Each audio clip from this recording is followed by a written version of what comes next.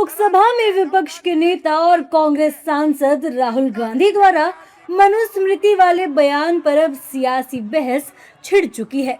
मनुस्मृति वाले बयान को लेकर बीजेपी ने राहुल गांधी को जमकर घेरा है।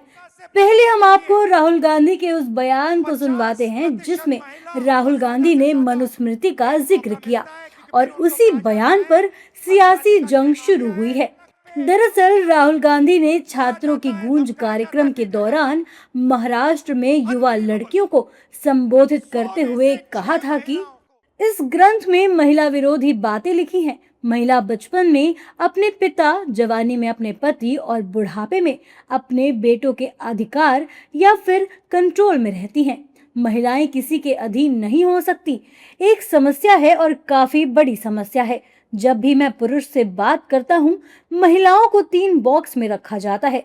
महिलाओं को बेटी, पत्नी या माँ के रूप में। माँ, पत्नी और बेटी के रूप में देखे जाने में कोई बुराई नहीं है, लेकिन सिर्फ यही एक आपकी पहचान नहीं हो सकती।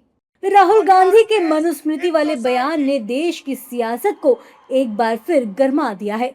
राहुल गांधी के गढ़ रायबरेली में ही सीएम योगी आदित्यनाथ ने दौरा किया।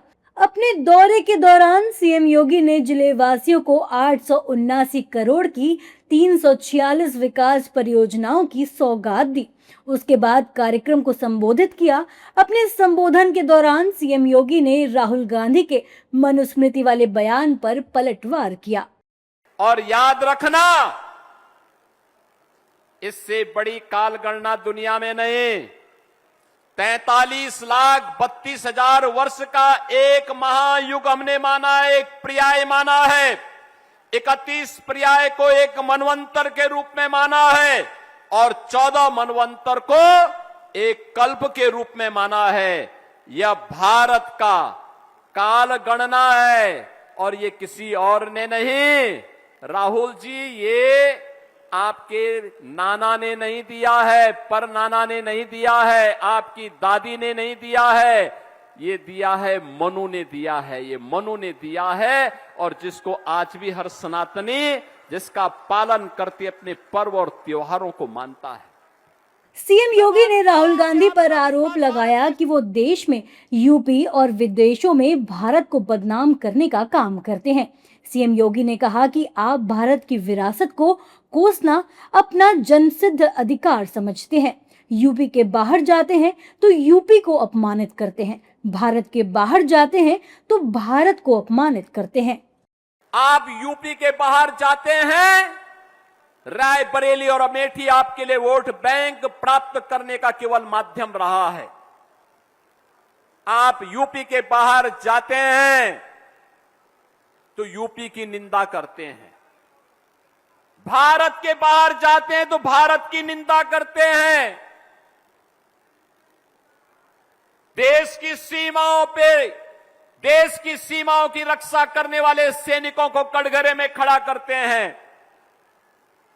भारत की विरासत को अपमानित करते हैं। नौजवानों को भरमाने का काम करते हैं। वहीं सीएम योगी ने भारत के विभाजन को लेकर अपने दिए हुए बयान को फिर दोहराया है। सीएम योगी ने जनसभा को संबोधित करते हुए कहा कि भारत के विभाजन के आप दोषी हैं। भारत के नागरिकों के कत्लेआम को लेकर आपका परिवार दोषी है। डिस्कवरी ऑफ भारत, यानी जैसे कि कांग्रेस का ये एक परिवार के उदय होने के साथ ही भारत बना है। भारत आपने नहीं बनाया है। आपके परिवार ने भारत का विभाजन जरूर करवाया है, जरूर भारत का विभाजन करवाया है। भारत के विभाजन के आप दोषी हैं। भारत के नागरिकों के कत्लेआम का आपका परिवार दोषी है।